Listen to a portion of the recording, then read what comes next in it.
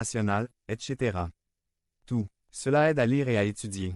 Le fait est que Dieu veut que nous gardions précieusement ses paroles dans nos cœurs. Psaume 119, 129 à 136. Parce que la bouche parle de l'abondance du cœur et que c'est par nos paroles que nous nous faisons connaître.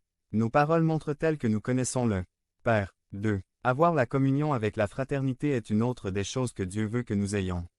Voyez, comme il est bon et délicieux que des frères vivent ensemble en harmonie. Psaume 133, 1. En communion avec des frères, nous pouvons nous renforcer les uns les autres. En communion avec la fraternité, nous pratiquons ce que nous ferons au ciel. Si nous ne pouvons pas jouir de la communion fraternelle ici sur terre, pouvons-nous le faire au ciel pour l'éternité? Le Christ a dit, « À ceci chacun connaîtra que vous êtes mes disciples, si vous avez de l'amour les uns pour les autres. » Jean 13.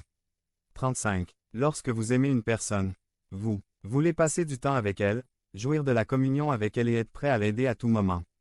Une grande vérité que presque personne ne prêche et que l'ennemi de nos âmes ne peut pas porter atteinte à l'harmonie et à la communion de la fraternité.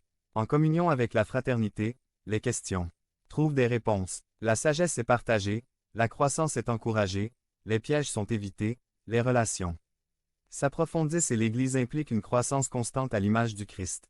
Le diable ne peut pas tolérer un environnement d'amour, simplement parce que Dieu est amour et que l'amour est une caractéristique que doivent avoir ses enfants. Et surtout, ayez entre vous un fervent amour, car l'amour couvrira une multitude de péchés. 1 Pierre 4, 8. Si nous nous aimons, nous ne pourrons pas critiquer les défauts de nos frères et nous pourrons éviter les divisions. C'est ce qui nous conduit à l'unité et à l'harmonie. Voyez-vous comment Dieu pourvoit à tout pour nous. Il nous donne plus que notre pain quotidien. Cela nous donne un moyen de nous défendre contre notre ennemi acharné. Cela nous donne la capacité d'aimer pour dissiper tous les liens d'amertume de nos vies. Cela nous prépare un environnement dans lequel nous pouvons satisfaire nos besoins émotionnels et sociaux avec des personnes qui partagent nos mêmes valeurs morales et spirituelles. Notre Père n'est-il pas merveilleux? 3. Avoir un équilibre entre travail et spiritualité est une autre chose que Dieu attend de nous. Jésus, en tant que charpentier à Nazareth, savait bien ce qu'était le travail.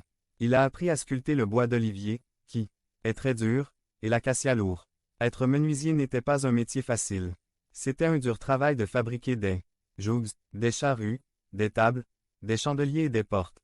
Cependant, lui, étant le Fils unique de Dieu, a su sonder les Écritures et s'approcher de son Père dans la prière toute sa vie.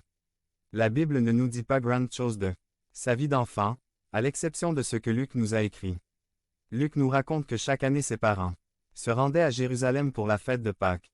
Nous pouvons donc en déduire que Jésus a grandi comme